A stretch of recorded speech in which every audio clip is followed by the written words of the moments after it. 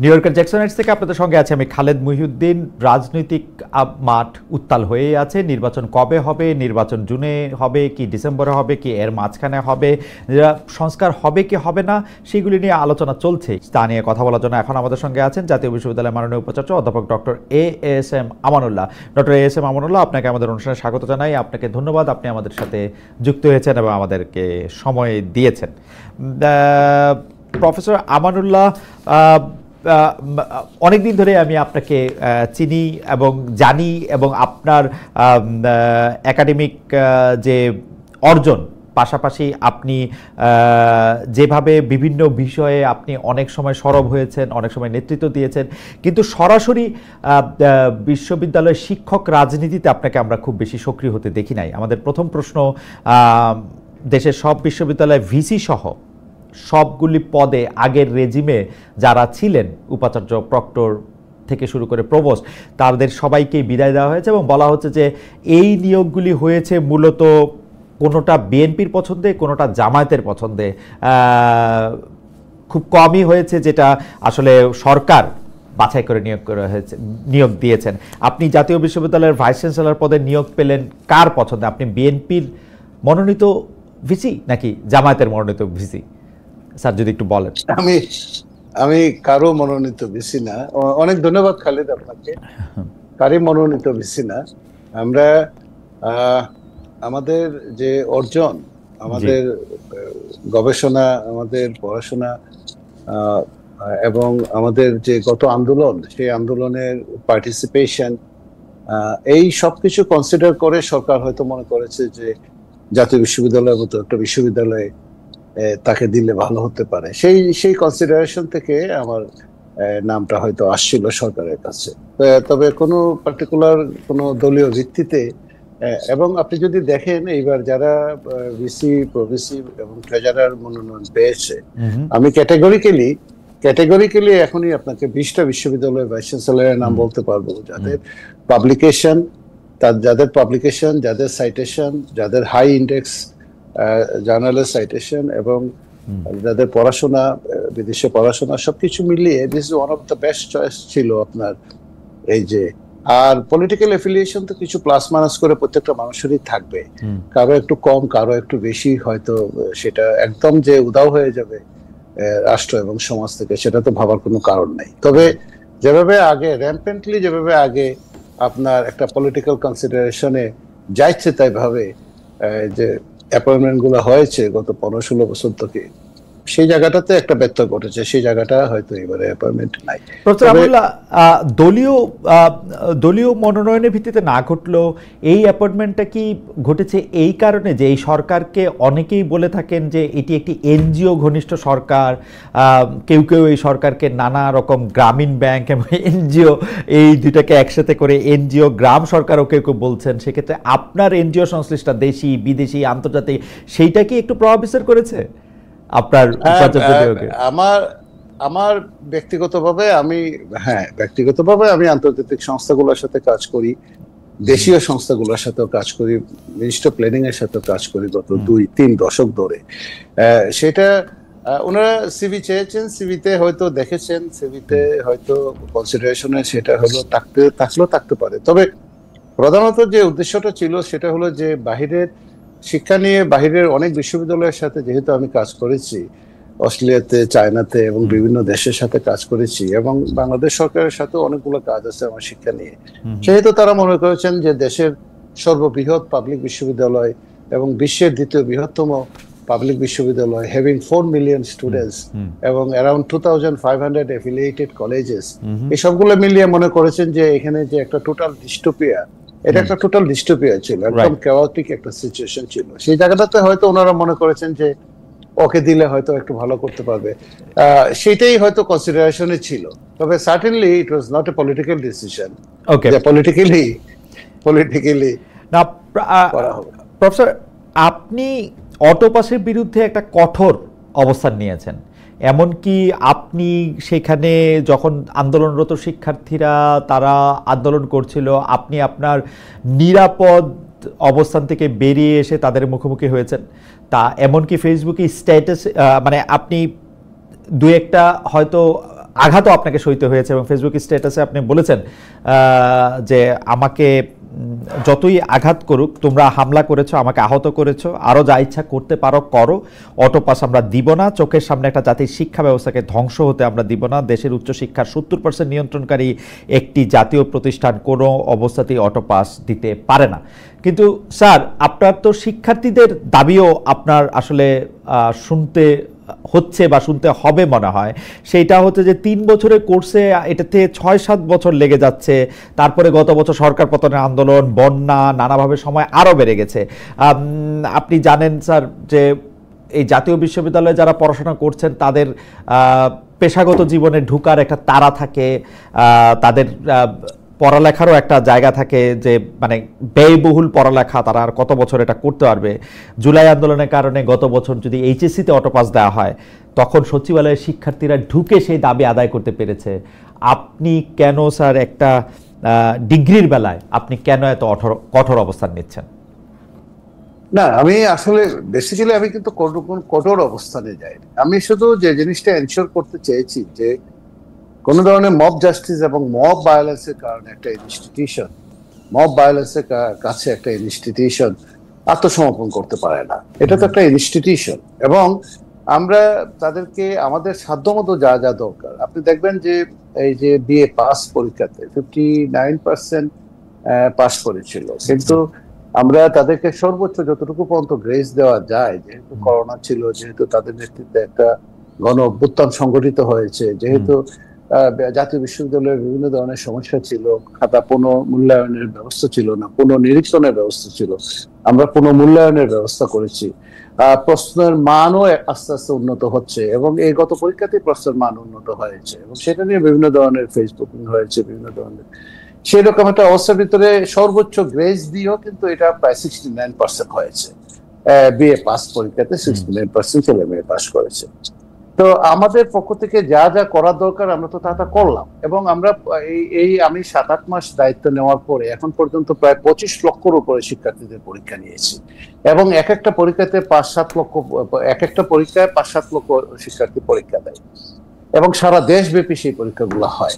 কারণ জাতীয় বিশ্ববিদ্যালয় একটা ন্যাশনাল ইনস্টিটিউট হিসেবে দ্য লার্জেস্ট ইনস্টিটিউট, যেটা দেশের প্রায় 70% শিক্ষা ব্যবস্থা নিয়ন্ত্রণ করে উচ্চশিক্ষার, সেই জায়গাটাতে যদি আমি একটা অটোপাসের এই দাবি, এসএসসি পরীক্ষার অটোপাস আর জাতীয় বিশ্ববিদ্যালয় অটোপাস এক জিনিসটা, জাতীয় বিশ্ববিদ্যালয়ে যদি আমি একটা অটোপাসের এই দাবির কাছে যদি আমাকে মাথা নত করতে হয়, তাহলে এখানে দায়িত্ব পালন করার ভিতরে কোনো ধরনের কোনো মাহাত্ম আছে বলে আমি মনে করি না। আমি আজকে যদি একটা অটোপাস যদি আমি দেই, তাহলে কালকে ঢাকা বিশ্ববিদ্যালয় বলবে, পরশুদিন বুয়েট বলবে, পরের দিন মেডিকেলের ছেলেমেয়েরা বলবে, সারা দেশের সমস্ত শিক্ষা ব্যবস্থা একদম ধ্বংসের দ্বার প্রান্তে গিয়ে দাঁড়াবে। এই জায়গাটাতে আমরা খুব স্ট্রিক্টলি মেনটেন করেছি। আমি বলবো না যে ছেলে মেয়েদের দাবি অযৌক্তিক, ছেলে মেয়েদের দাবি তো করতেই পারে, আমাদের ছেলে মেয়েরা দাবি করতেই পারে। আমি সেটা ফেস করেছি যে ঠিক আছে, তোমাদের কি দাবি বলো, আমাদেরকে, আমরা শুনি, যত ধরনের সুযোগ সুবিধা দেওয়া দরকার সব ধরনের সুযোগ সুবিধা আমরা দিব, কিন্তু অটোপাসের মতো বিষয়টা আপনি, এটা আমরা অ্যালাউ করি না, এবং এটা আমরা অ্যালাউ করবো না। It is a clear message যে কোনো অবস্থাতে, কোনো শ্রেণীতে, কোনো জায়গাতে আপনাকে একটা জিনিস মনে রাখতে হবে, honours, masters, BEd, MEd, LLB, আপনার এই যে মেরিন সায়েন্স কলেজ, সমস্ত যে মিউজিক কলেজ, সারা দেশের যত শিক্ষা, আপনি এই যে কলেজগুলো দেখছেন প্রায় 2500-এর উপরে, এই যে আমাদের এই যে অ্যাফিলিয়েটেড কলেজ, ঢাকা শহরে যত সায়েন্স এন্ড টেকনোলজি ইনস্টিটিউট, যত কলেজ আপনি দেখেন, এই 7 কলেজ ছাড়া সবগুলো জাতীয় বিশ্ববিদ্যালয় অন্তর্ভুক্ত। একটা অটোপাস মানে টোটাল শিক্ষা ব্যবস্থা, এমনিতেও এটা একটা ডিস্টোপিয়া এবং একটা কমপ্লিট কেওয়াটিক সিচুয়েশনের ভিতরে, এবং এটা কি পরিমাণ ধ্বংস হয়েছে সেটা বুঝতে গেলেও, এবং সেই আমি যদি আজকেও যদি সংস্কার কাজ শুরু করা হয়, তাহলে 20 বছর লাগবে সেই জায়গাটাতে পৌঁছাতে। আজকে আমি এই সংস্কারের প্রশ্নে আসছি।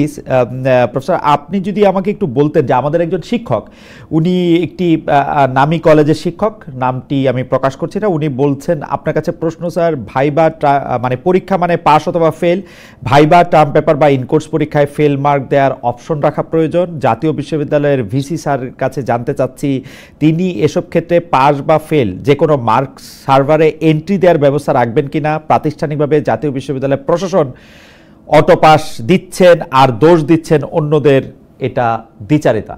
স্যার যদি একটু মন্তব্য করেন। না, আমি আবারও বলি, আমাদের সিলেবাসটা একদম প্রাগৈতিহাসিক কালে।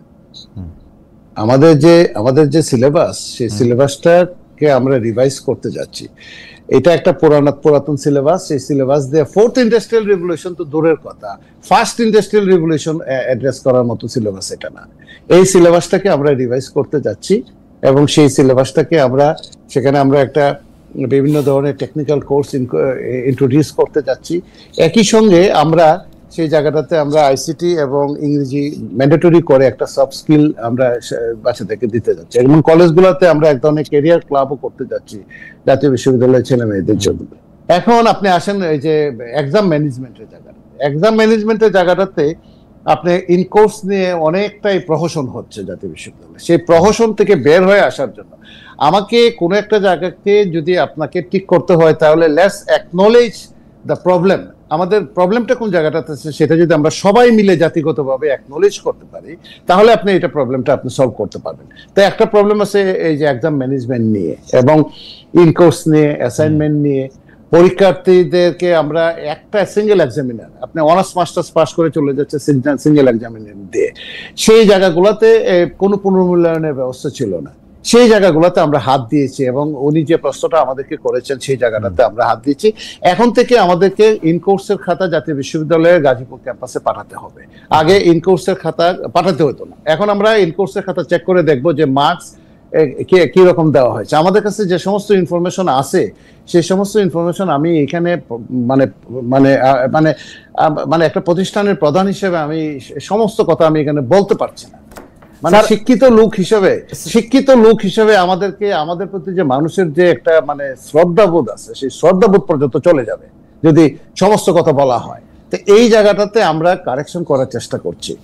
স্যার, একটা কথা যে 40 লক্ষ শিক্ষার্থী, 2500-র বেশি কলেজ, এতজন, কয়েক হাজার শিক্ষক, অনেক কয়েক লক্ষ 7 লক্ষ শিক্ষক, কয়েকজন মানে সংখ্যায় কত যারা প্রশাসনিক কর্মকর্তা কর্মচারী আছেন তাদের একটা। স্যার, আপনি কি মনে করেন যেটা প্র্যাকটিক্যালি পসিবল আপনার একজনের পক্ষে বা একটা অ্যাডমিনিস্ট্রেশনের পক্ষে এই পুরোটাকে দেখা? এটা কি প্র্যাকটিক্যালি পসিবল? তো এইটা না, আমি মনে করি না।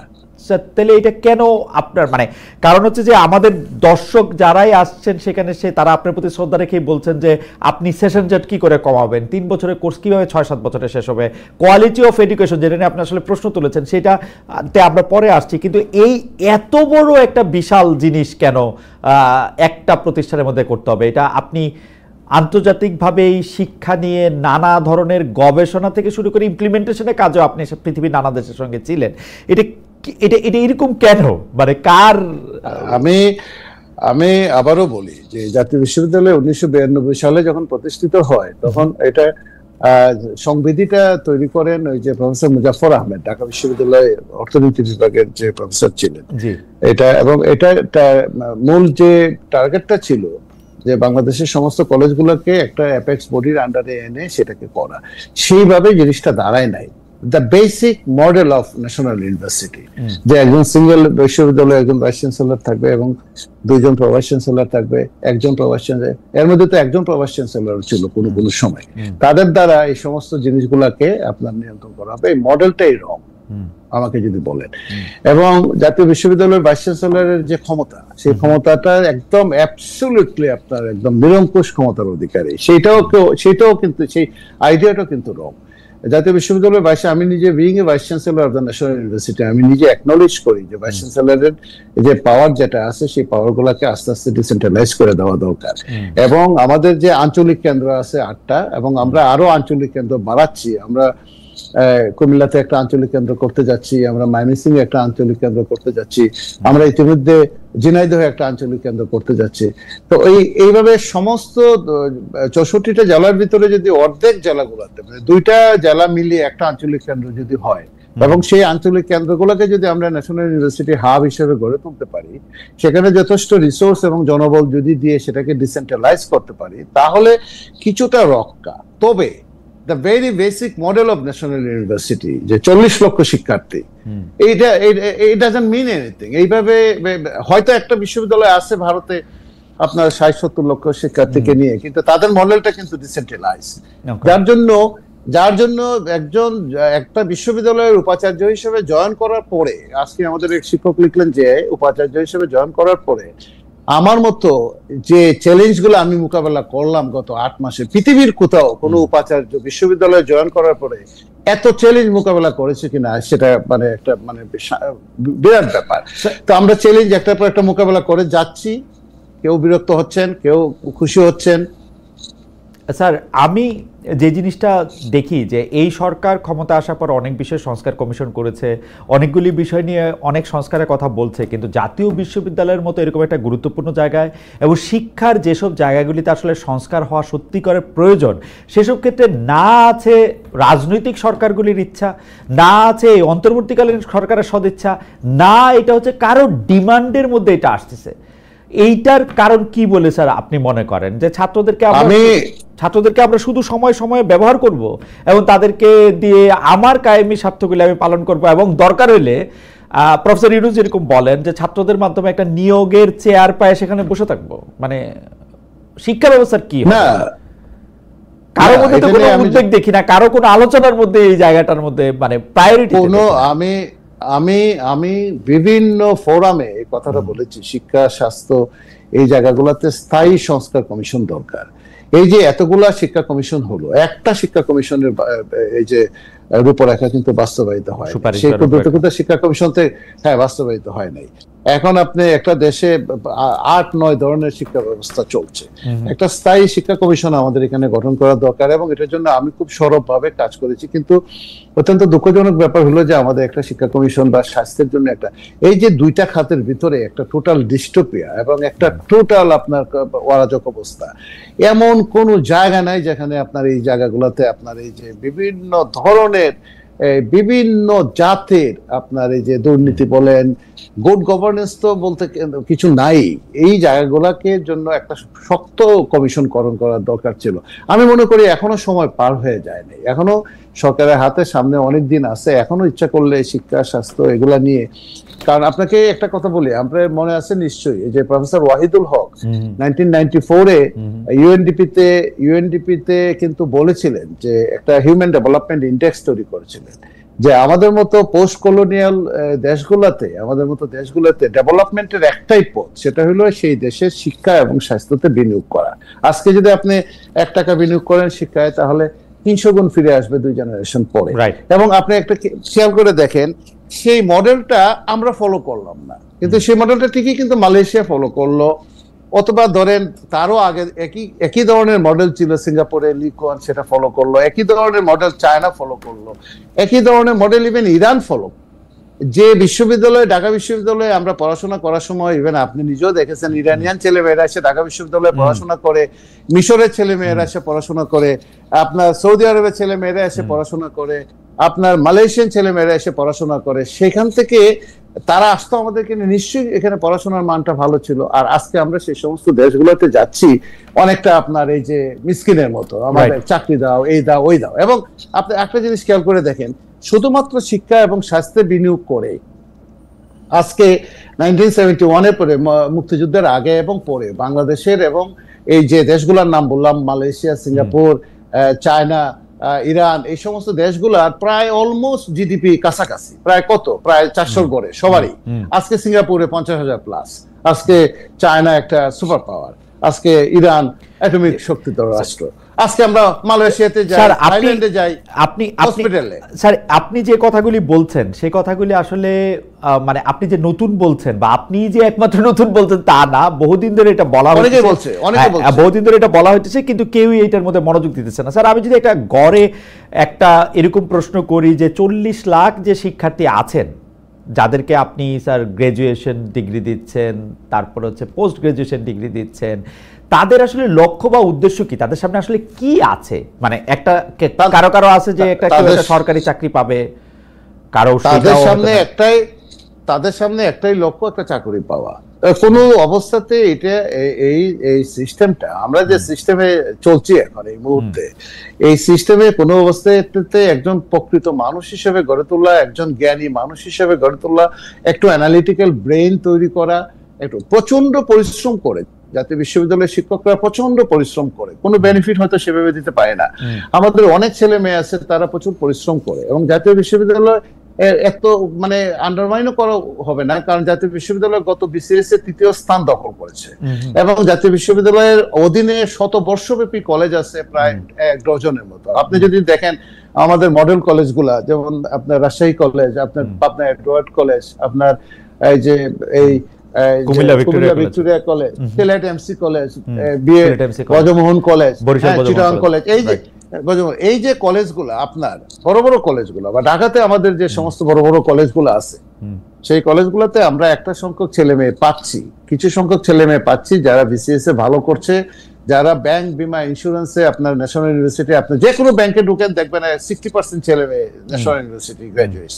সেটারও আবার একটা অন্য কারণ আছে, সেটা তাদেরকে সহজে কন্ট্রোলের ভিতরে রাখা যায়।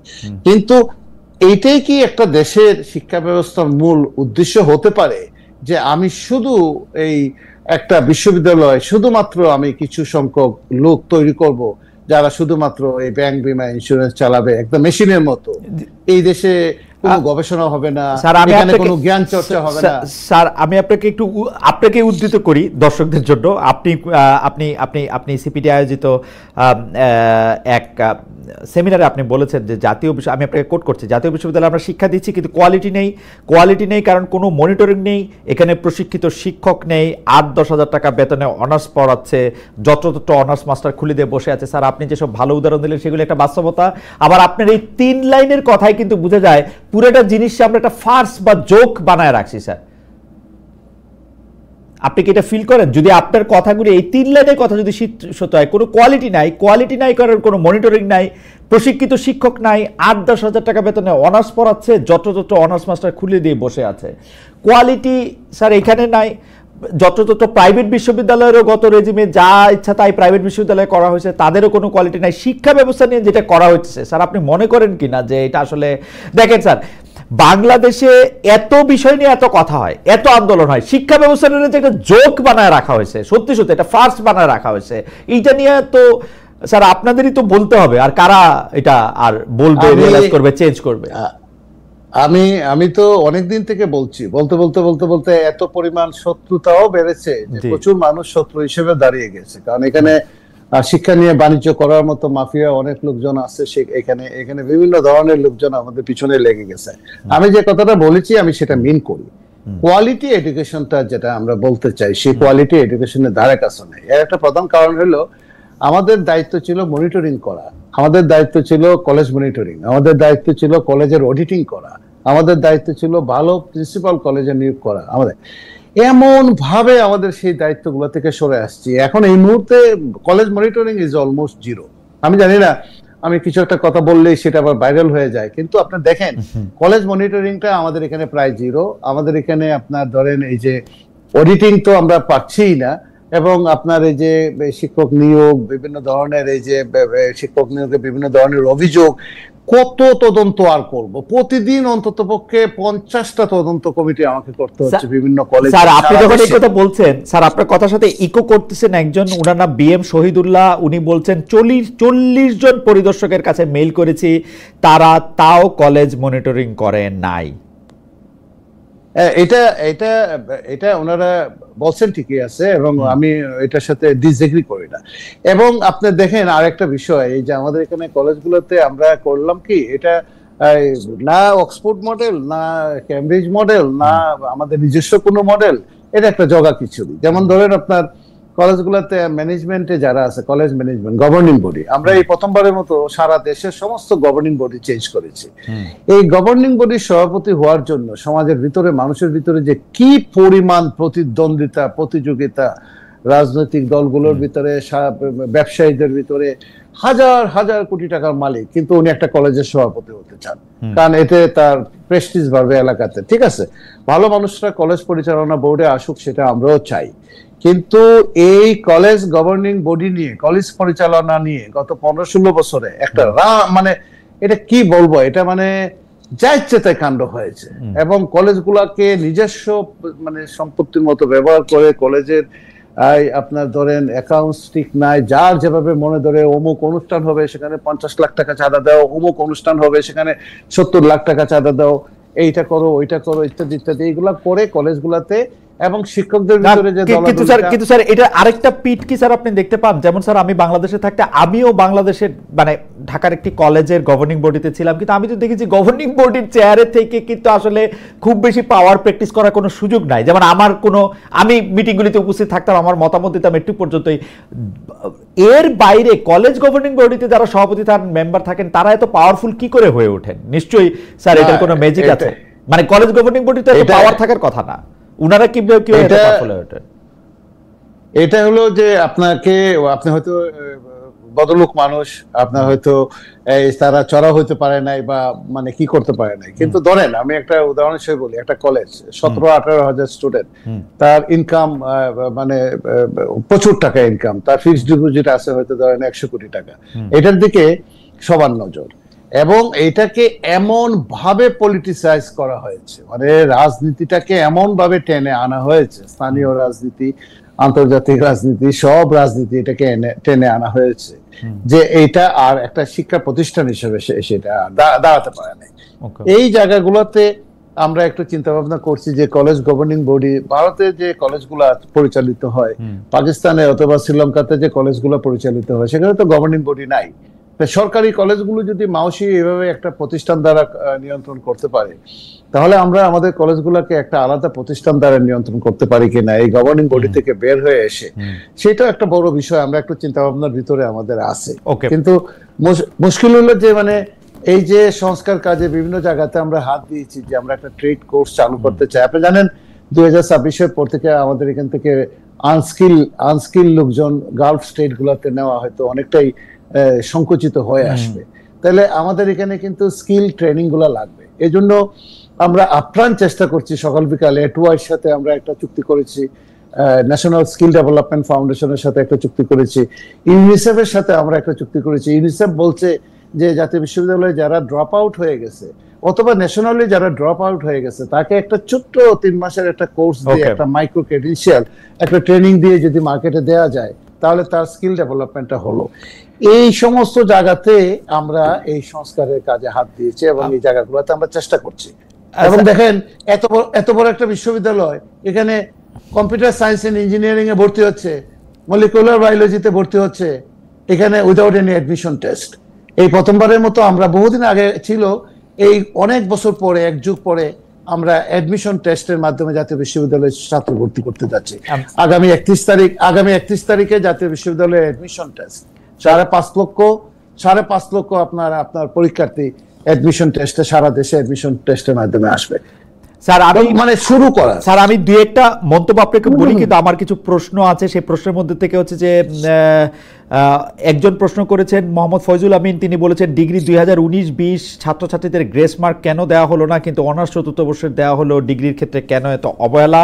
এটা স্যার আপনি মন্তব্য করতেও পারেন ছোট 1-2 লাইনে। আমাদের অনেক প্রশ্ন রয়েছে, সেই প্রশ্নগুলিরও স্যার আমরা একটু জবাব আপনার কাছ থেকে চাই। আমরা সবাইকে দিচ্ছি। আমরা যাদেরকে শুধু 19-20-এর ডিগ্রি পাস না, এই মাইক্রো ডিটেইলসে গেলে এই অনুষ্ঠান আজকে আর শেষ হবে না।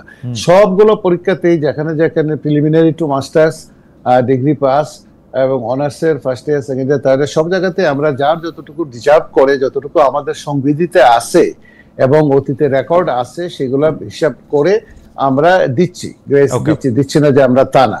কিন্তু আপনি গ্রেস চাচ্ছেন, আমরা গ্রেস যতটুকু আমাদের সংবিধি এলাও করে দিচ্ছি, কিন্তু অটোপাস চাবেন না, অটোপাস আমরা দিব না। আচ্ছা, গ্রেস আপনি দিবেন, অটোপাস দিবেন না। স্যার আমরা অন্য একটা প্রসঙ্গে দর্শকদের কাছে একটা মন্তব্য করেছিলাম, মানে একটা প্রশ্ন করেছিলাম, সেই প্রশ্নটার একটু জবাবটা একটু আপনার ভবন নির্মাণ যেখানে স্যার টাকা আমরা সেগুলিতে বেশি করতেছেন কিনা, শিক্ষার মান, কারিকুলাম, এইটার দিকে আপনার মনোযোগ কম কিনা? স্যার আমাদের কিছু করতে হবে না, আমাদের কিছু করতে হবে না। যা কেনাকাটার দরকার আগামী 5 বছর লাগবে, সব কেনাকাটা হয়ে গেছে। আচ্ছা, আমাদের কিছু করতে হবে না, যত বিল্ডিং টিল্ডিং করা দরকার আগামী 5-7 বছরে সব বিল্ডিং করা হয়ে গেছে। ওকে, এমনকি যা কেনাকাটা করার জন্য যা দরকার আগামী 4-5 বছর যে এটা লাগবে সেটা করা হয়ে গেছে। ইভেন সমাবর্তন কবে হবে তার ঠিক ঠিকানা নাই, কিন্তু সমাবর্তনের সমস্ত জিনিসপত্র কেনা হয়ে গেছে। সো আমরা ওই জায়গাটাতে জিরো টলারেন্সে আছি, আমাদের কোনো এজেন্ডা নাই। একটা এজেন্ডা আমাদের এখানে, এই দেশের ছেলে মেয়েদেরকে আমরা কিভাবে সহযোগিতা করতে পারি, শিক্ষার মানটা কিভাবে আমরা বাড়াতে পারি, এই সমস্ত এজেন্ডা নিয়ে আমরা নামছি। আমাদের এখানে আপনি যে কথাটা বলছেন সেই কথাগুলো নিয়ে যথেষ্ট প্রশ্ন আছে জনমনে, এবং এখানে যেহেতু সেলফ ফান্ডেড একটা বিশ্ববিদ্যালয়, এখানে আপনার গুড গভর্নেন্সের অভাব আছে। একটা বিশ্ববিদ্যালয়ে 40 লক্ষ শিক্ষার্থীদের অভিভাবক, তার ভিতরে শিক্ষক আছে মাত্র 81 জন। যে 81 জন শিক্ষক দিয়ে আমরা 30-35টা অনার্স মাস্টার্স চালাই একটা দেশে, সেখানে কোনো সাবজেক্টের শিক্ষকই নাই, তাহলে আমাকে মডারেশন করতে বিভিন্ন বিশ্ববিদ্যালয়ের লোকজনের কাছে আমাকে দৌড়াতে হয়। মানে বিশ্ববিদ্যালয়টাকে বিশ্ববিদ্যালয় হিসেবে গড়ে তোলা হয় নাই। কিন্তু স্যার এটা এরকম কেন? আপনারা তো স্যার নিজের টাকা দিয়ে নিজেরা চলেন বেশিরভাগ ক্ষেত্রেই, আপনারা সেলফ ফান্ডিং আমরা চলি না শুধু, আপনারা অন্যদের দেন। এই সেলফ ফান্ডিং একটা ইউনিভার্সিটির টিচার সংকট কেন থাকবে? কেন এইটার এমন অবস্থা হবে যে এইটার শিক্ষকদের নিয়মিত পদোন্নতি হবে না? দেখেন স্যার, অনেকেই এই প্রশ্ন করতেছেন যে সরকারি কলেজে শিক্ষকতাটার নিয়োগ যখন পান তখন থেকেই তারা গা ছেড়ে দেন অনেক শিক্ষক, কারণ তারা জানেন নিয়মিত প্রমোশন হবে না, ক্লাস মানে তাদের একটা মানে তাদের খুব বেশি উৎসাহ থাকে না। এটা কেন স্যার? এটা এরকম কেন? এটা প্রধানত কারণ হলো যে আপনার ধরেন এইটার একটা পাথওয়ে অফ প্রমোশন যেটা এটা নাই। এবং আপনি ধরেন শিক্ষকও লেকচারার 20 বছর ধরে পড়াচ্ছেন, তার ছাত্র লেকচারার, কোনো মানে সব সমান, এবং এই পোস্ট নাই। তাহলে আমার পোস্ট নাই যদি, তাহলে আমি অনার্স মাস্টার্স করলাম কেন? আমি কয়েকদিন আগে আশেক মাহমুদ কলেজে গিয়েছিলাম, এই যে আপনার বাওয়াল বদরে আলম কলেজে গিয়েছিলাম। সেখানে ফাইন্যান্স এবং ম্যানেজমেন্টে প্রায় 300 শিক্ষার্থী, শিক্ষক হলেন দুইজন। চারটা ল্যাব আছে, 8 জন ডেমনস্ট্রেটর দরকার, 1 জন না 2 জন ডেমনস্ট্রেটর আপনার সেখানে আছেন। আর যততত্র অনার্স মাস্টার যেখানে করছি তার কিচ্ছা কাহিনী কথা নাই বা বললাম। এবং আপনার শিক্ষকদেরকে আমরা নিয়োগ দিয়েছি যত্রতত্র, কিন্তু এমপিও দেই নাই। যদি এমপিও নাই দেই তাহলে তাদেরকে অ্যালাউ করলাম কেন? সেটা একটা বড় প্রশ্ন। সব মিলিয়ে এইটা এমন একটা শিক্ষা ব্যবস্থার ভিতরে এমন একটা ডিস্টোপিয়া। এই জন্য আমি বললাম, এটা তো গেল আপনার জাতীয় বিশ্ববিদ্যালয় নিয়ে বললেন। আমি তো সারা জীবন জাতীয় বিশ্ববিদ্যালয়ের বাইরে অন্যান্য বিশ্ববিদ্যালয় নিয়েও কথা বলেছি। অন্যান্য বিশ্ববিদ্যালয়ে গত 15-16 বছরে যা ঘটেছে, শিক্ষক নিয়োগ নিয়ে যা ঘটেছে, গুড গভর্নেন্সের প্রশ্ন যদি আপনি বলেন, সেইটা কভার করতে 20 বছর 30 বছর লাগবে। আপনার একজন লোক আপনার পাওয়া যায় না। কোনো বিশ্ববিদ্যালয় আছে যে 400 শিক্ষক নিয়োগ দিয়েছেন, একজন শিক্ষককে পাওয়া যায় না যেখানে অন্য মতের, অন্য আগে ডিএনএ টেস্ট করে শিক্ষক নিয়োগ করা হয়েছে। তো এই যে কাজগুলো করা হয়েছে, এটার এফেক্ট তো আপনার কলেজ লেভেলও আছে। কলেজে আপনার এমন কোনো শিক্ষক নিয়োগ দেওয়া হয় নাই। ভালো ভালো শিক্ষকরা, ভালো ভালো ছেলে মেয়েরা যারা ভালো ভালো পড়াশোনা করেছে, ব্রেন ড্রেনের শিকার হয়েছে, বিদেশে চলে গেছে। আপনার এখানে মানে শিক্ষকতা পেশায় আসবো না শেষ পর্যন্ত, এইরকম একটা সিদ্ধান্ত তারা নিয়েছে। এইরকম একটা জায়গা থেকে আমরা এই একটা স্ক্র্যাপ থেকে আমরা শুরু করেছিলাম। আর জাতীয় বিশ্ববিদ্যালয়ে তো আমি যেদিন জয়েন করি, গিয়ে দেখি আমার টেবিলে কোনো কাগজপত্র কিছু নাই।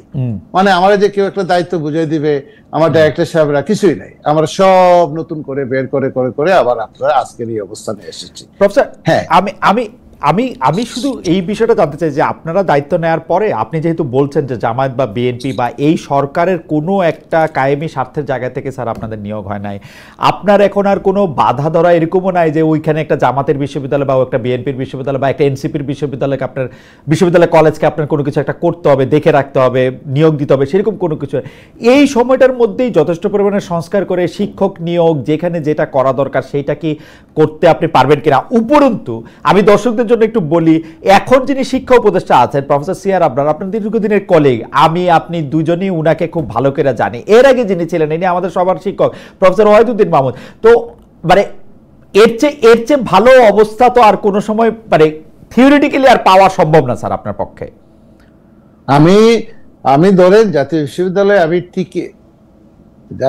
জাতীয় বিশ্ববিদ্যালয়ে আমি টিকেই আছি। ধরেন যে প্রফেসর ওয়াহিদুদ্দিন মাহমুদ স্যারের সাপোর্টটা ছিল বলে, আর এখন প্রফেসর সিআর আবরারের সাপোর্টটা ছিল বলে, আছে বলে। ওনারা আমার প্রায় 40 বছরের যে পরিচিত, 30-35 বছরের সহকর্মী। ওনাদের সাপোর্টটা আছে বলেই জাতীয় বিশ্ববিদ্যালয়ে যে সংস্কার কাজে হাত দিয়েছে সেই কাজগুলো আমরা করতে পারছি। এবং শিক্ষা মন্ত্রণালয়ের যে বর্তমান যারা আছেন সচিব এবং যারা শিক্ষা মন্ত্রণালয়ে যারা আছেন এবং ডিজি লেভেলে যারা আছেন এবং আপনার এই যে উপদেষ্টা মহোদয় লেভেলে যারা আছেন এবং অন্যান্য উপদেষ্টারাও এবং অন্যান্য সচিবরাও এবং যে আন্দোলনের সাথে ডাইনে বায়ে সামনে যারা ছিলেন সবাই আমাদেরকে সহযোগিতা করছে। কিন্তু আমি শুরুতেই বলছি যে সহযোগিতা করছেন এটা ঠিক আছে, কিন্তু একটা একটা করে কাজ ধরে যদি আমরা আগাতে চাই একটা বিশাল সময় লাগবে সংস্কার কাজটাতে। এই জন্য আমরা বললাম যদি একটা রূপরেখা দেওয়া যেত যে আমরা কোন কোন জায়গাটাতে কিভাবে শিক্ষাক্ষেত্রে সারা দেশের কথা বলছি, আমরা তো জাতীয় বিশ্ববিদ্যালয়ের জন্য একটা পাথওয়ে তৈরি করেছি যে আমরা সিলেবাস সংস্কার করব, এটার জন্য কমিটি করে দিয়েছি, কাজ শুরু হয়েছে, সিলেবাস সংস্কারে হাত দিয়েছে। আমরা পরীক্ষার সিস্টেমটা সংস্কার করব, আমরা ইনকোর্স সিস্টেমটা সংস্কার করব। আমরা যারা এই এত বড় আন্দোলনে নেতৃত্ব দিয়েছে শহীদ মিন মুগ্ধ এবং আবু সাইদের নামে আমরা সারা দেশে শিক্ষাবৃত্তি চালু করতে যাচ্ছি এবং সেটা আগামী মাস থেকে শুরু করতে চাচ্ছি, কয়েক কোটি টাকা আমরা শিক্ষাবৃত্তি দেব, সেই কাজগুলো আমরা করছি। আমাদের ইএমএস এর মাধ্যমে আমরা লার্নিং ওই যে আপনার ওই অটোমেটিক এই যে স্যার আপনার কাছে কি মনে হয় আপনি যেসব উদ্যোগ নিতেছেন সেসব উদ্যোগের সুফল বা সেসব উদ্যোগের সুফলের লক্ষণ আমরা কবে নাগাদ দেখতে পারবো? এন্ড অফ দিস ইয়ার, যেমন আমরা এন্ড অফ দিস যেমন আমরা এই যে আমরা চট করে আমাদের অনেকগুলো পরীক্ষা নিয়ে নিচ্ছি এবং আগামী জুন পর্যন্ত যদি আমরা এই পরীক্ষা এইভাবে নিতে থাকি, আগামী জুন নেক্সট জুনের কথা, এই জুন না নেক্সট জুনের ভিতরে আপনারা দেখবেন যে 60-70% জাতীয় বিশ্ববিদ্যালয়ের সেশন জট আমরা কমিয়ে আনতে পারবো। সেটা একটা জিনিস, কমিয়ে আনতে পারবো, সেটা এক জিনিস, সেটা এত গর্ব করার কিছু নাই, সেটা এক জিনিস। কিন্তু ওই যে কথাটা আমি বারবার বলছি যে কোয়ালিটি অফ এডুকেশন এবং শিক্ষাক্ষেত্রে যে গুড গভর্নেন্সের যে বিষয়টা এবং যে অ্যাকাউন্টেবিলিটির বিষয়টা, এটা পলিটিক্যাল ফোর্সেস গুলা এমন ভাবে চড়াও হয়, এই পলিটিক্যাল ফোর্সেস গুলাকে যদি কারেক্ট করা না যায়, রাজনৈতিক শক্তিগুলোকে যদি রাইট পলিটিক্যাল ফোর্সের কথা যখন বলতেছিলেন তখন আমি স্যার আপনাকে মনে করাই দিতে চাই যে জাতীয় বিশ্ববিদ্যালয়ের মানে মঙ্গলবার 27 মে অর্থাৎ আমরা যখন এই অনুষ্ঠান করছি মানে পরশুদিন সকালে প্রধান বিচারপতি ডক্টর সৈয়দ রেফাত আহমেদের নেতৃত্বে আপিল বিভাগ এই একটা রায় দিয়েছে যে আওয়ামী লীগ আমলে চাকরি যাওয়া 988 জনকে জাতীয় বিশ্ববিদ্যালয়ে ফেরাতে আপিল বিভাগের এই রায়ের ফলে কি স্যার আপনি গত 10 বছরের 12 বছরে তো এগুলি পদে নিয়োগ হয়েছে, তো আপনারা কি একই পদে 2 জন রাখবেন? এখন কি করব, এখন করব কি, এখন সমন্বয়টা কেমনে করবেন, এখন করব কি? এখন তো আমি তো বললাম যে জাতীয় বিশ্ববিদ্যালয়ের উপাচার্য হিসেবে যে চ্যালেঞ্জগুলো আমি এখন করব কি, তাদেরকে তো নিতে হচ্ছে। স্যার আপনি শিক্ষক নিয়োগ দিতে পারেন না, কারণ হচ্ছে আপনার শিক্ষকের পদ নাই, এখন এক পদের মধ্যে 2 জনকে আপনাকে এখন নিয়োগ দিতে হবে যে পদগুলিতে স্যার আপনি আরো একটু স্মার্টলি এগুলি করতে পারতেন। আপনি দেখেন একটা ঘটনা দেখেন, আমাদের ইগো প্রবলেমটা এমন একটা জায়গাতে আমরা চলে গিয়েছিলাম, আমরা একজন ব্যক্তির ইগো প্রবলেমের জন্য আরেকজন ব্যক্তির ইগো প্রবলেমের জন্য প্রতিষ্ঠানগুলোকে আমরা ধ্বংস করেছি। আমার মনে হইলো এই 9 বছর পর্যন্ত চাকরি করেছে, এই প্রথম কথা হলো তাদের অ্যাপয়েন্টমেন্ট হয়েছে, 9 বছর পর্যন্ত তারা চাকরি করেছে, 9 বছর চাকরি করার পরে ওয়ান ফাইন মর্নিং তাদেরকে 988 জনকে আপনি চাকরি থেকে চাকরিচ্যুত করে ফেললেন এবং আপনি চাকরিচ্যুত করলেন। এখন এই 988 জনকে আবার এই যে অ্যাপিলেট ডিভিশন হয়ে রিভিউর মাধ্যমে তারা এসে, কারণ নতুন পরিবর্তিত পরিস্থিতিতে দেশে ইনসাফ প্রতিষ্ঠা সব জায়গাতে যে ঘটনা ঘটছে, সচিবালয়ে যে ঘটনা ঘটছে সব জায়গাতে, সেখানে তো তাদের দাবি এটা তো ছিলই এবং এখানে বিভিন্ন ধরনের পলিটিক্যাল কমিটমেন্টও ছিল যে আমরা তোমাদেরকে যদি কোনো সুযোগ পাই আমরা তোমাদেরকে ফিরিয়ে আনবো পরিবেশ পরিস্থিতি। এখন আসেন এই যে ম্যানেজমেন্টের জায়গাতে জাতীয় বিশ্ববিদ্যালয়ে এখন যে কথাটা আপনি বলছেন যে এক পোস্টে 2 জন, এইরকমই অবস্থা হবে। আমরা একটা সিদ্ধান্ত নিয়েছি যে কলেজ মনিটরিং, কলেজ অডিটিং এবং যে সমস্ত জায়গাগুলোতে আমাদের কিছু লোক লাগবে, যে সমস্ত দেশে 64টা জেলায় আমার প্রচুর লোক লাগবে, সেই জায়গাগুলোতে আমরা হাত দিব। দিলে পরে এই যে জনবলটা আসছে সেই জনবলটাকে আমরা ইনভলভ করতে পারবো, কাজের সাথে ইনভলভ করতে পারবো। কিন্তু একটা বিরাট বড় বার্ডেন হয়ে গেল। আপনি দেখেন আমার ট্রান্সপোর্ট ডাবল করতে হচ্ছে, আমার বেতন ডাবল করতে হচ্ছে, আমার বেনিফিট ডাবল করতে হচ্ছে, আমার সবকিছু ডাবল করতে হচ্ছে। রাইট। আবার এই জায়গাগুলোতে আপনার ধরেন তাদের প্রমোশনের বিষয় আছে, প্রমোশনের বিষয় আছে এবং তাদের করলো কেন? তাদেরকে আমার একটা কাজ, আমি জাতীয় বিশ্ববিদ্যালয়ের ভাইস চ্যান্সেলর হিসেবে আমি এমন একটা কাজ করলাম যার জন্য একটা প্রতিষ্ঠান আগামী 50 বছর পর্যন্ত সাফার করবে, এটা কি আমার করা উচিত ছিল কিনা? তাহলে এই কাজটা আমি কেন করেছি? যারা এই কাজটা করেছে স্যার, যারা এই কাজটা আমার পলিটিক্যাল কানেকশন, আমার পলিটিক্যাল কানেকশন ছিল, এই তো তার মানে আমি শিক্ষক হিসেবে আমার একটা পলিটিক্যাল কানেকশন ছিল, সেই পলিটিক্যাল কানেকশনটা ব্যবহার করে আমি এই ধ্বংসটা করলাম, এই তো। এবং এই ধ্বংসটা মানে কি আর বলার আছে, যে এখন আপনাকে সবকিছু ডাবল করে সবকিছু, তবে এবং আমি জানি না এটাকে আপনি কিভাবে ভালোভাবে ব্যবহার করবেন, এটার জন্য তো আরো আপনি মানে আমি আসলে শব্দ খুঁজে পাইতেছি না যে সত্যি আমাদের এখানে শিক্ষকের অভাব, ডেমনস্ট্রেটরের অভাব, আমাদের এখন এক পদে 2 জন লোককে নিয়োগ দিতে হবে, কারণ কোনো একজন ভিসি বা কোনো একজন প্রশাসকের এরকম মনে হয়েছে যে এই 688 জনের বাদ করা যায়, এই 988 জন আবার চাকরিতে, এই 988 জন আবার চাকরিতে দেওয়ার ব্যাপারে একটা সিদ্ধান্ত হয়েছে। মানে কিছু বলার নাই। আমি পরবর্তী প্রসঙ্গে আসি। স্যার দেখেন, এইটাও একটা ইন্টারেস্টিং, শিক্ষা মন্ত্রণালয়ের বিশেষ সহকারী যার পদমর্যাদা ছিল যে একজন প্রতিমন্ত্রীর সমান, সেই অধ্যাপক ডক্টর মোহাম্মদ আমিনুল ইসলাম গত ফেব্রুয়ারি মাসে বলেছিলেন জাতীয় বিশ্ববিদ্যালয়ের বিদ্যমান 4 বছরের স্নাতক বা সম্মান কোর্স 3 বছরে অনার্স করা হবে, শেষ 1 বছর বাধ্যতামূলকভাবে ডেভেলপ করে দিতে পারে, একটা আইটি স্কিল ডেভেলপ করে দিতে পারে। সে ফিলোসফিতে অনার্স মাস্টার্স করবে, করুক, সে পলিটিক্যাল সায়েন্সে অনার্স মাস্টার্স করবে, করুক, কিন্তু তাকে যদি আমি একটা টেকনিক্যাল হ্যান্ড 2 বছরের ভিতরে একটা সেমিস্টারে 2টা কোর্স, একটা সেমিস্টারে একটা কোর্স, 4টা সেমিস্টারে 4টা কোর্স, তাকে যদি একটা টেকনিক্যাল হ্যান্ড একই সময় সাইমালটেনিয়াসলি যদি সে করে যায়, তাহলে দেখা যাবে তার অনার্স মাস্টার্সের যে সার্টিফিকেটটা সেটাও সে ব্যবহার করতে পারতেছে যদি প্রয়োজন পড়ে। আবার একই সঙ্গে সে যদি গালফ স্টেটে যায় অথবা এই দেশেও থাকে, তাহলে কিছু একটা করে সে চলতে পারবে। না স্যার, অ্যাবসলিউটলি। কিন্তু আপনি কি এটাতে ভেবে দেখেছেন যে আপনার সেই স্কিলড শিক্ষক, টিউটর, গাইড সেটা আছে কিনা, নাকি আপনি তাকে আরেকটা বাড়তি সার্টিফিকেট দেওয়ার ব্যবস্থা করতেছেন? আপনি এটা খুবই ঠিক কথা বলছেন যে আপনি মার্কেট কমিউনিকেশন স্কিল নাই, ল্যাঙ্গুয়েজ প্রফিসিয়েন্সি নাই, সেই কারণে হচ্ছে যে আমাদেরকে অনেক ছোট কাজ করতে হচ্ছে, ডিগ্রি পাস করে মাস্টার, কোনো কাজে আসলে ছোট না, মানে কম বেতনের কাজ করতে হইতেছে এই মাস্টার মানে কমিউনিকেশন স্কিল এবং ল্যাঙ্গুয়েজ না থাকার কারণে। স্যার আমি আপনাকে আরেকটা কথা বলি স্যার, এখন যেই পৃথিবীতে, যেই যুগে পৃথিবী প্রবেশ করতেছে, এই সার্টিফিকেটের চেয়ে আর্টিফিশিয়াল ইন্টেলিজেন্স আপনি কিভাবে ব্যবহার করতে পারতেছেন সেটার উপর স্যার আপনার জব মার্কেট নির্ভর করবে। তো আপনি যে ডিগ্রিটা দিতেছেন, সেই ডিগ্রিটা বা সেই কাগজটা, সেই স্নাতকের সার্টিফিকেট একটা ছলনা হয়ে থাকতেছে স্যার। এইটাতে আপনারা কোর্স কারিকুলাম শিক্ষকের নিয়োগে যদি যোগ না দেন স্যার, এই 40 লক্ষ লোক আপনার জন্য বোঝাই হবে। আপনার মূল আমাদের জন্য বোঝা মানে দেশের জন্য বোঝা, আমরা রাষ্ট্রের জন্য বোঝা। আমাদের প্রায় 10 লক্ষ গ্রাজুয়েট প্রডিউস করি এভরি ইয়ার। এই 10 লক্ষ গ্রাজুয়েটের ভিতরে একটা বিশাল সংখ্যক বিদেশে যায়, একটা বিশাল সংখ্যক লোক আপনার ইনফর্মাল সেক্টরে যায়, ব্যাংক, বিমা, ইন্স্যুরেন্সে যায়, অ্যারাউন্ড 70% চাকরি পায়, আর অ্যারাউন্ড 30% চাকরি পেতে অনেক দেরি হয় এন্টারপ্রেনার।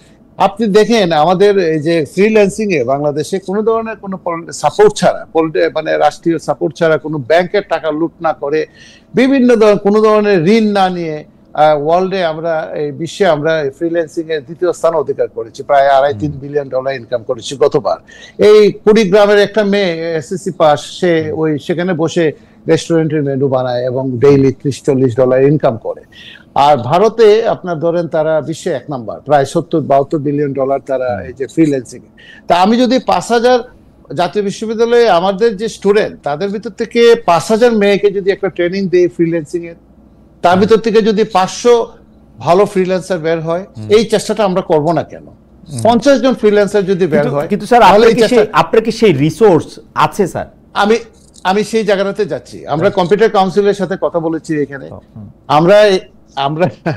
আমরা এখানে কম্পিউটার কাউন্সিলের সাথে কথা বলেছি, আমরা এখানে বিভিন্ন জায়গাতে ডাটা কালেকশন করেছি। আপনি জানেন যে আমি গবেষণা করে আমার সংসার চলে, আমরা একটা গবেষণা করে বের করেছি, সেখানে দেখেছি প্রায় লক্ষাধিক গ্রাজুয়েট আমাদের দেশে আইটি এবং কম্পিউটার সায়েন্সে বিভিন্ন প্রাইভেট বিশ্ববিদ্যালয় এবং সরকারি বিশ্ববিদ্যালয় থেকে বের হয়েছে, এবং আমাদের নিজস্ব প্রায় 3000-3500 আইসিটি ট্রেনিং প্রাপ্ত শিক্ষক রয়েছেন। এই এদের লিস্টটা নিয়ে আমরা যেখানে আমরা পার্মানেন্টলি পাবো সেখানে স্থায়ী পদে, যেখানে স্থায়ী পদে পারবো না সেখানে আমরা অস্থায়ী পদে খণ্ডকালীন ভাবে, ওনারা কি রাজি আছেন? রাজি আছেন। অ্যাপিলটা সেভাবে করা হয় নাই কখনো, যে আপনি কম্পিউটার গ্রাজুয়েট, আপনি এই জায়গাটাতে কাজ করেন, আপনি শুক্র শনিবার আমার এই কলেজটাতে আমার এই যে ঢাকা সিটি কলেজে আপনি কি 10টা ক্লাস দিবেন আমার এই জায়গাটাতে, তাকে অ্যাপ্রোচ করলে পরে এই জায়গাটাতে আমরা ফিজিবিলিটি স্টাডি করেছি স্যার। এইটার যেরকম একটা ইন্টিগ্রেটেড একটা উদ্যোগ নেওয়াটা এই মুহূর্তে কতটা জরুরি স্যার, আমি দেখি স্যার আমার সাথে মধ্যপ্রাচ্যে বসবাস করেন বাংলাদেশি প্রবাসীদের অনেকের যোগাযোগ আছে স্যার। তারা এই প্রচণ্ড গরমে প্রচণ্ড বৈরী আবহাওয়ায় তারা যখন অতি অল্প বেতনে এখানে কাজ করতে বাধ্য হন বিকজ অফ মানে communication skill, because of language proficiency, এই দুইটা জিনিস জানার ফলে আমাদের যারা পাশের দেশ আছে ভারত, শ্রীলঙ্কা, তারা পায় হচ্ছে বেশি বেতনের আরামের চাকরি, তারা পান কম বেতনের ঝুঁকিপূর্ণ এবং কষ্টদায়ক চাকরি। তো এইটা তো আমি এই জায়গাটাতে বলছিলাম আমাদের এই যে আপনি তো জানেন যে আমাদের এখান থেকে প্রতি বছর প্রায় 8-9 লক্ষ 10 লক্ষ লোক বাহিরে যাচ্ছে এবং এখন প্রায় 1.30-40 লক্ষ লোক বাহিরে আছে। আমরা ব্যাংকের মাধ্যমে 24 বিলিয়ন ডলার পাই, আর হুন্ডি-টুন্ডির মাধ্যমে আরো 50 বিলিয়ন পাই। এই ছেলে মেয়েদেরকে যদি আমরা একটা মোটামুটি সেমি স্কিলও করতে পারি, তাহলে তার এই যে 30,000 টাকার বেতনটা যদি 60,000 টাকাতে করা যায়, তাহলে এই 50 বিলিয়ন কিন্তু 100 বিলিয়ন হতে পারে। মূল কথা হলো রাজনীতি সবগুলাকে এমন ভাবে নষ্ট করেছে এবং রাজনীতি ভাবে আমরা বিভাজিত হয়ে এমন ভাবে আমাদের প্রত্যেকটা ইস্যুকে আমরা পলিটিক্স দ্বারা এমন ভাবে বিভাজিত হয়েছি। এবং মানে আমি গত সপ্তাহে সিঙ্গাপুর থেকে এসেছি। সিঙ্গাপুরে একটা ছেলেকে জিজ্ঞাসা করলাম, মাঠে বসে আসছে, জিজ্ঞাসা করলাম কি কারণে আসছো এখানে, বলে যে আমি টাইলস লাগাতে আসছি। টাইলস বেতন কত পাও? 5 লক্ষ টাকা বেতন পায় টাইলস লাগায় সিঙ্গাপুরে। আমি বললাম তোমার কিসের সার্টিফিকেট আছে, ট্রেনিং? বলে যে আমার কারিগরি শিক্ষা বোর্ডের আমার এখানে একটা এই যে ট্রেনিং আছে। এমন কিছু জিনিস আছে সারা ওয়ার্ল্ডে শর্টেজ। যেমন আপনি জানেন অ্যালাইড হেলথ প্রফেশনালের লক্ষ মিলিয়ন শর্টেজ।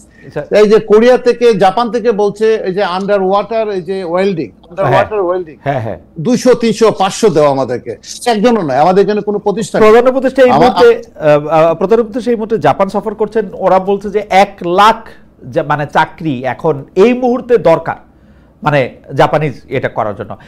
আপনি স্যার সারা পৃথিবী ঘুরে বেড়ান, আমিও ইউরোপে দেখেছি স্যার এই মুহূর্তে এত বেশি চাকরির প্রয়োজন কিছু ক্ষেত্রে, নার্স, কেয়ার গিভার,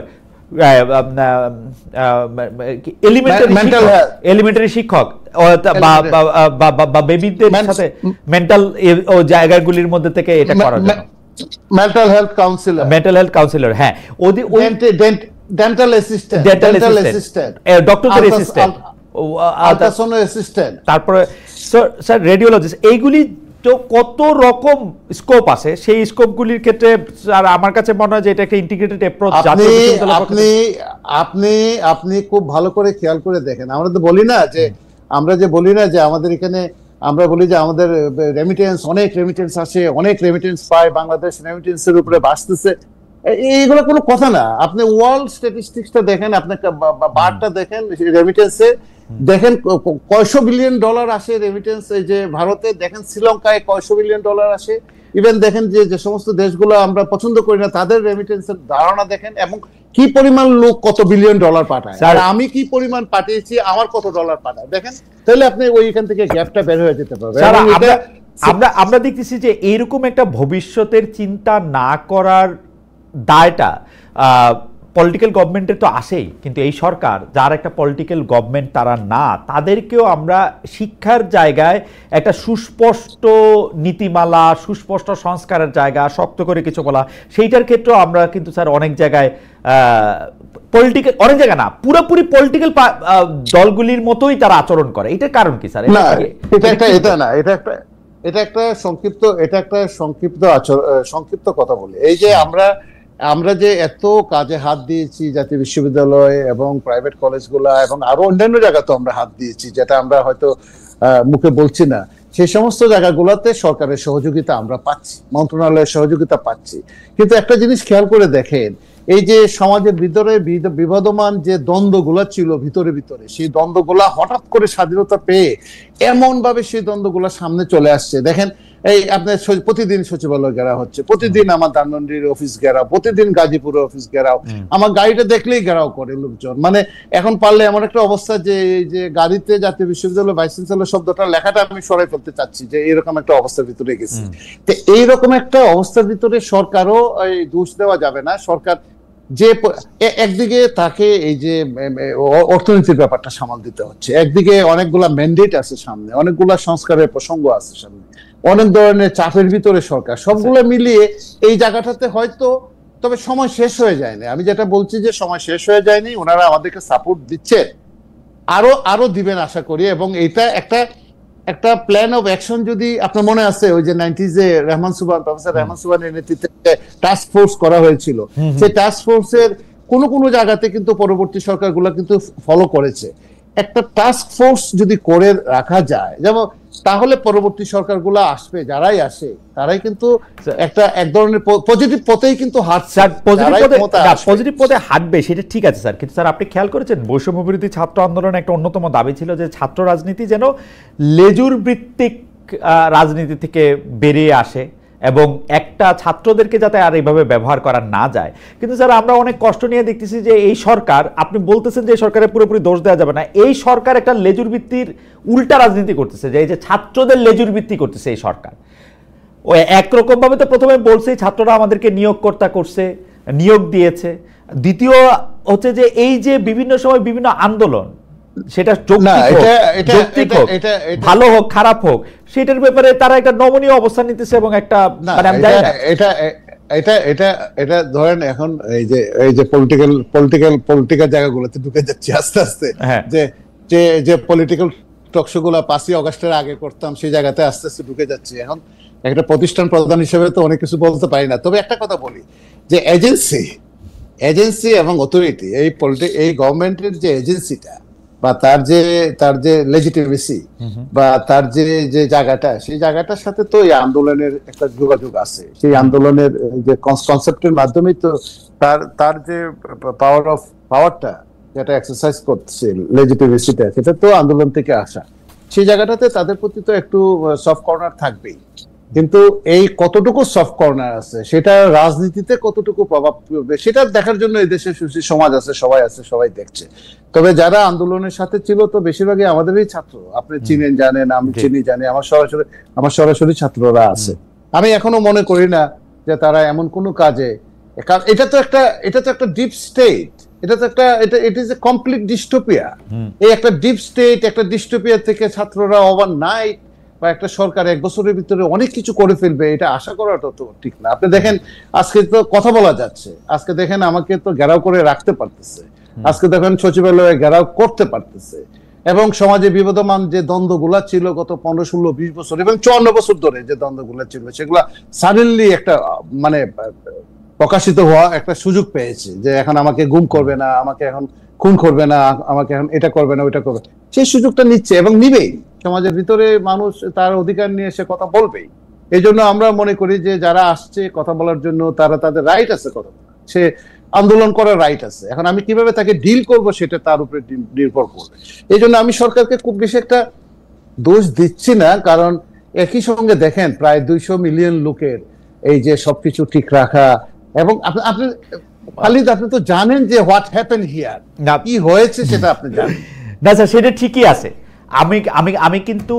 আমি কিন্তু মনে করি যে বাংলাদেশে যে জুলাই আগস্টে যে গণ আন্দোলনটা হয়েছে, যে মানে অভ্যুত্থানটা হয়েছে, সেই অভ্যুত্থানটা অত্যন্ত জরুরি ছিল। 15 বছর ধরে যে নির্বাচনহীনতা, গণতন্ত্রহীনতা, সবগুলি প্রতিষ্ঠানে ধ্বংস করা, সেগুলির একটা দরকার ছিল, সেটা হয়েছে, সেটা হওয়াটা দরকার ছিল, এবং আমরা তার জন্য গর্ববোধ করি যে আমরা শেষ পর্যন্ত নাকপাশ থেকে বাইরে হয়ে আসতে পারছি। কিন্তু ঘটনা হচ্ছে যে এইটা কেন মনে হইতেছে, আপনাকে শেষটা পলিটিক্যাল জায়গা থেকে শেষ করি, এইটা কেন মনে হইতেছে যে আমরা নির্বাচনটাকে ভয় পাইতে শুরু করছি? এটা কেন এটা এরকম হয়েছে যে আমরা মনে করতেছি 2 দলের মধ্যে একটা ভাগ হইতে হবে, এরকম যেই 2 দলের মধ্যে ভাগটা হইলো, এক দল জনগণের ম্যান্ডেট চায়, আরেক দল মনে করে তাদের অলরেডি ম্যান্ডেট আছে। এটা এরকম কেন হইতে হবে? মানে যদি জুলাই আগস্টের স্পিরিটটা এটা মনে করে যে জনগণ তাদের সঙ্গে আসে, তো এটা তো ভোট ব্যালট এইসব সংখ্যা দিয়ে বিবেচনা করা উচিত, তাই না স্যার? এটা না, তা তো অবশ্যই এটা একটা অন্টোলজিক্যাল কোয়েশ্চেন, এবং ওই আবার 5ই আগস্টের আগে যে পলিটিক্যাল টক শো করতাম সেই জায়গাতে চলে গেছি। এখন আর জাতীয় বিশ্ববিদ্যালয়ের ভিসি হিসেবে বলছি না, এটা শেষ কথা। এটা হলো একটা অন্টোলজিক্যাল কোয়েশ্চেন, একটা ফিলোসফিক্যাল কোয়েশ্চেন। আপনাকে যে লেজিটিমেসি অফ গভর্নমেন্ট, সেটার জন্য আপনাকে নির্বাচনে যেতেই হবে। কারণ নির্বাচনে না গেলে পরে নির্বাচিত প্রতিনিধিদেরকে যদি না কনভিন্স করা যায়, নির্বাচিত প্রতিনিধিরা যদি হাল না ধরেন একটা দেশের, একটা রাষ্ট্রের, তাহলে এই যে প্রতিষ্ঠানগুলোতে বললাম ধ্বংস হয়েছে, আজকে যে যে একটা অবস্থা অথবা একটা আনসার্টিনিটি, এগুলো সবকিছু দূর করার পিছনে একটা নির্বাচন, একটা সুষ্ঠু নির্বাচন দরকার। এবং একটা সুষ্ঠু নির্বাচন হলে পরে এখন যে কাজগুলো আমরা করে যাচ্ছি, সেই কাজগুলোকে পরবর্তী সরকার যারা আসবে তারা সেইটাকে এগিয়ে নিয়ে যাবে। ধরেন যদি আবার কেউ যদি ফ্যাসিস্ট হয়ে উঠতে চায়, তাহলে আপনি কিন্তু মনে করবেন না যে জুলাই আগস্ট আন্দোলনে যে জেনজিরা যারা, তাদের কিন্তু বয়স কিন্তু আগামী 10, 15, 20 বছর, 30 বছরে তারা কিন্তু একটা ভিজিলেন্ট হিসেবে কাজ করবে। আমি এটা বিশ্বাস করি, মনে প্রাণে বিশ্বাস করি। সো সবার পক্ষে আবার নতুন করে ফ্যাসিস্ট হয়ে ওঠা, আবার নতুন করে এটা হয়ে ওঠা হয়তো একটু কঠিন হবে। হ্যাঁ, আপনার 15-16 বছর, 20 বছর ধরে আমাদের সমাজের ভিতরে একটা ভ্যাকুয়াম ছিল, একটা গ্রুপ একচেটিয়া ভাবে সমস্ত সুযোগ সুবিধা ভোগ করেছে, অনেকেই সুযোগ সুবিধা পায় নাই। এটা গরিব রাষ্ট্র, সেখানে কিছু কিছু ব্যত্যয় ঘটেছে হয়তো বা দেখবেন। তারপরেও আপনার একটা নির্বাচন দরকার, এবং একটা নির্বাচনের মাধ্যমে একটা নির্বাচিত সরকার যখন আসবে, এবং এই সরকারের যে একদম ক্লিয়ার কাট কথা আছে যে কবে নাগাদ নির্বাচনটা করবেন, সেই অনুযায়ী যদি একটা সুষ্ঠু নির্বাচন হয়, পলিটিক্যাল গভর্নমেন্ট হয়, তাহলে আমরা আজকে যে কথাগুলো বলছি, আজকে জাতীয় বিশ্ববিদ্যালয় আজকে 30-32 বছর, তার একটা ইনস্টিটিউট নাই ইন্টারন্যাশনাল লেভেলে, তার একটা ন্যাশনাল লেভেলে একটা হসপিটাল নাই, তার একটা ন্যাশনাল লেভেলে ডায়ালগ করার মতো কোনো জিনিস। আমার মনে হয় যে জাতীয় বিশ্ববিদ্যালয়কে, আমাদের এটা শেষ প্রশ্ন ছিল, জাতীয় বিশ্ববিদ্যালয়কে এটা আপনারা কোন জায়গায় আপনি দেখতে চান? আপনি যখন ক্ষমতা হস্তান্তর করবেন বা আপনি যখন জাতীয় বিশ্ববিদ্যালয় থেকে আপনার বিশ্ববিদ্যালয়ে ফেরত যাবেন, আপনারা কি দেখতে চান সেটা যদি আমাদেরকে 1 মিনিট একটু বলেন। এবং আমার মনে হয় যে জাতীয় বিশ্ববিদ্যালয়ের কর্মযজ্ঞে আমাদের সবারই অংশগ্রহণ করা উচিত। এটাই আমাদের সবার ভবিষ্যৎ। শিক্ষা ছাড়া আমাদের আসলে আর কোনো মূলধন নাই। আমরা সোনার খনি, রূপার খনি, তেলের খনি আর কিছু পাবো বলে মনে হয় না। শিক্ষাই আমাদের একমাত্র। আমি বলি যে বাংলাদেশের কলেজগুলোর পরিবেশ যদি ভালো না করতে পারেন, তাহলে বিশ্ববিদ্যালয়ে ভালো ছেলেমেয়েরা আসবে কোথা থেকে? আপনি কলেজের পরিবেশটা ভালো করলেই তো বিশ্ববিদ্যালয়ে ভালো ছেলেমেয়েরা আসবে। কলেজের পরিবেশটাকে উন্নত করার জন্য জাতীয় বিশ্ববিদ্যালয় যে কাজগুলাতে হাত দিয়েছে, সেই জায়গাগুলোতে আমরা পিছপা হব না। আমাদের পিছনে অনেকেই লেগে গেছেন, অনেক ঝামেলা হচ্ছে, কিন্তু আমরা সেই সংস্কার কাজগুলো করার চেষ্টা করবো। আমি আগামী 1 বছরের ভিতরে জাতীয় বিশ্ববিদ্যালয়কে একটা ব্র্যান্ডিং এর জায়গায় দেখতে চাই, যে জাতীয় বিশ্ববিদ্যালয় ইন্টারন্যাশনাল সেমিনার আয়োজন করছে, জাতীয় বিশ্ববিদ্যালয় অন্যান্য পাবলিক বিশ্ববিদ্যালয়গুলোর সাথে, প্রাইভেট বিশ্ববিদ্যালয়গুলোর সাথে এমইউ করছে, তাদের সাথে গবেষণার কাজে হাত দিয়েছে। কলেজ লেভেলে গবেষণাটাকে কিভাবে ছড়িয়ে দেওয়া যায়, অ্যাটলিস্ট 200-250 কলেজ থেকে শিক্ষকরা কিভাবে এমফিল পিএইচডি করতে পারেন, গবেষণা করতে পারেন, ছোট ছোট ফান্ড কিভাবে দেওয়া যায়।